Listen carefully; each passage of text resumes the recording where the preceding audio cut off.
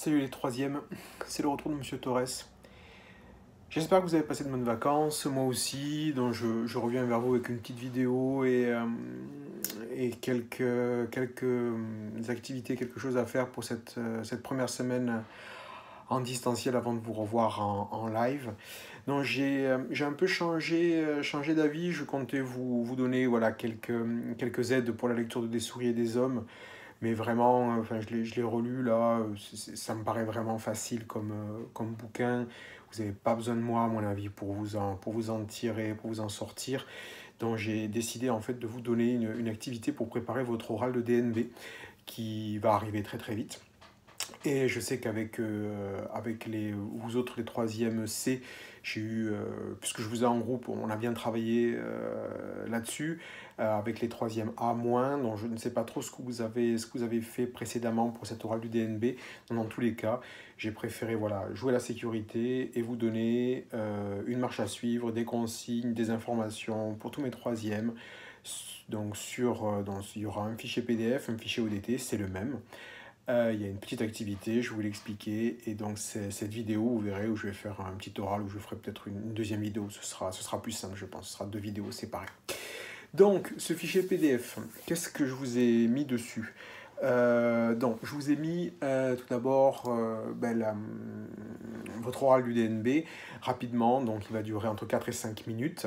Donc vous allez devoir parler devant un jury composé de deux professeurs pendant 4 à 5 minutes. Si vous parlez moins, c'est mal vu. Si vous parlez plus, on va vous arrêter. Donc c'est simple. Et après ces 4-5 minutes, vous avez éventuellement jusqu'à 10 minutes de questions sur votre sujet, sur votre exposé. Donc il faut le maîtriser, ok? Vous ne devez pas venir le jour de l'oral du DNB comme des clowns, genre voilà, ouais, j'ai torché ça pendant 15 minutes et puis après je vous fais l'exposé, mon oral, et puis après j'en sais rien. Si vous faites ça, vous allez vous faire allumer, je vous le dis tout de suite. Donc, première page, il y a une sorte de schéma un peu étrange. En fait, c'est un schéma qui reprend le plan d'un oral. Il faut une introduction avec l'annonce du plan, il faut donc après un développement qui respecte l'annonce du plan, une première partie, une deuxième partie, éventuellement une troisième partie, et une conclusion qui est une sorte de bilan. Ça, vous le savez pour la plupart d'entre vous. Ce schéma-là est fait pour vous montrer que dans un oral, il n'y a pas que ce que vous dites qui est important, mais la façon de le dire. Donc il y a 4 bulles sur les côtés en bleu. Ces 4 bulles sont très importantes. Lorsque vous parlez à quelqu'un, il faut savoir quoi faire de vos mains. Vous voyez, moi j'utilise tout le temps mes mains. Donc on verra ça après en classe. Mais l'idéal, donc pour occuper vos mains, c'est essayer de parler avec vos mains. Si vous n'arrivez pas à parler avec vos mains, écrivez des choses au tableau, écrivez votre plan au tableau, écrivez les mots-clés de votre exposé au tableau, ou vous demandez un feutre Velleda, vous demandez des craies, vous utilisez le tableau, ça c'est bien pour occuper vos mains. Ensuite, faites attention à ne pas dansouiller parce que vous serez stressé sur vos pieds, ça c'est assez important mais c'est dur à maîtriser. Autre chose qui est plus facile à maîtriser, regardez les gens à qui vous parlez, vous regardez votre jury. Vous les regardez dans les yeux, alors pas systématiquement comme des psychopathes, mais vous établissez le contact visuel, c'est très important, parce que quand on parle à quelqu'un, quand on veut expliquer à quelqu'un, on le regarde, donc ça c'est important. Quatrième chose importante, pendant votre oral, vous n'avez pas l'air d'un bouffon, vous ne tirez pas la gueule, on n'en a rien à carrer à ce jour-là. Si vous avez envie d'être à la plage, à la pêche, ou si vous avez perdu, oui, votre lapin que vous adorez, ok? Vous souriez et vous faites les choses sérieusement. Vous regardez les gens dans les yeux, vous établissez le contact visuel, vous faites votre oral, vous souriez, vous avez l'air confiant, vous avez l'air sérieux, vous avez l'air de quelqu'un qui mérite d'avoir 95 sur 100. Ok, voilà donc, smile. Très bien. Ok, j'avance. Dans la deuxième page de ce document, je vous donne, je décompose un peu le plan de votre oral. D'abord une introduction, vous annoncez votre sujet, vous présentez en une ou deux phrases votre sujet, quel qu'il soit, que ce soit une œuvre d'art, un texte littéraire ou votre parcours à venir. Et surtout, vous annoncez le plan de votre développement. Dans une première partie, je traiterai ça. Dans une deuxième partie, je traiterai ça. Et dans une troisième partie, je traiterai ça.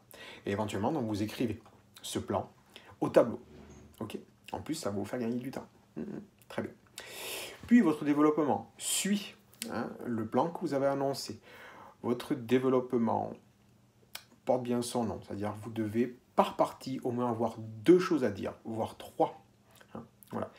Si vous étudiez une œuvre, un tableau, une photo, un texte, vous devez, comment dire, vous devez citer, vous devez montrer sur votre document les détails pertinents, une citation pertinente par rapport à l'information que vous êtes en train de donner. Hein, voilà. Votre exposé, il est basé sur une œuvre picturale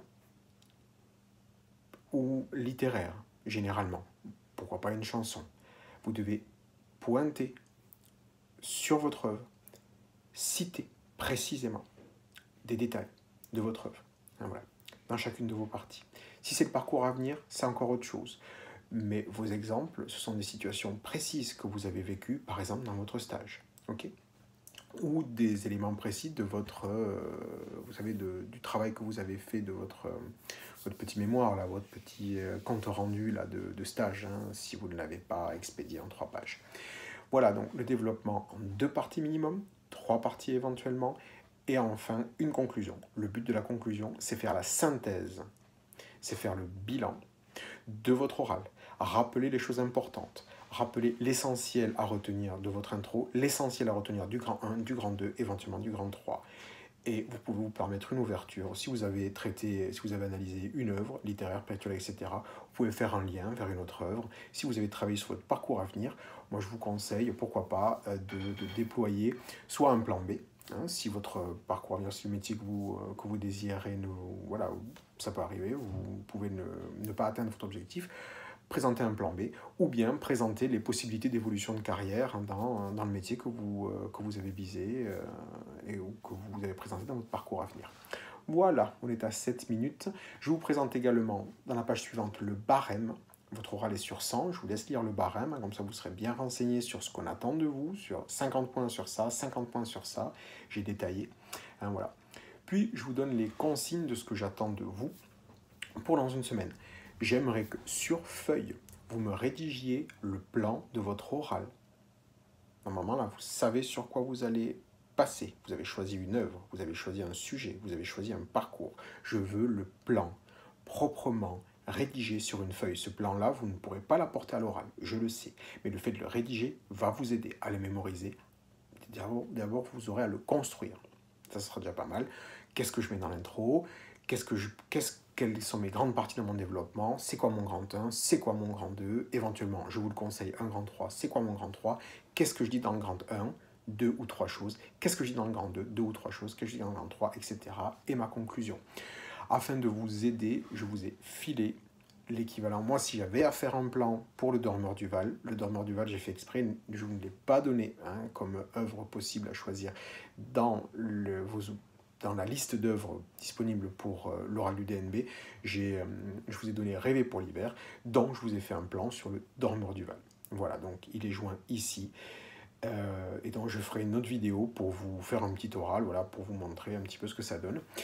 Voilà, la vidéo est terminée. Je vous rappelle que 1, vous devez avoir lu Des souliers des hommes pour la rentrée. L'interrogation va arriver.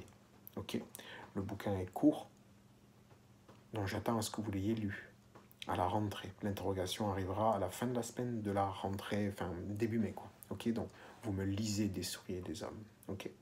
Et ensuite, je vous rappelle également que vous avez une liste de lecture, vous savez, plaisir, et que ça va arriver, ça aussi. Donc j'espère que vous avez choisi un bouquin, que vous avez, pourquoi pas vous l'êtes procuré, que vous avez commencé à le bouquiner, pourquoi pas.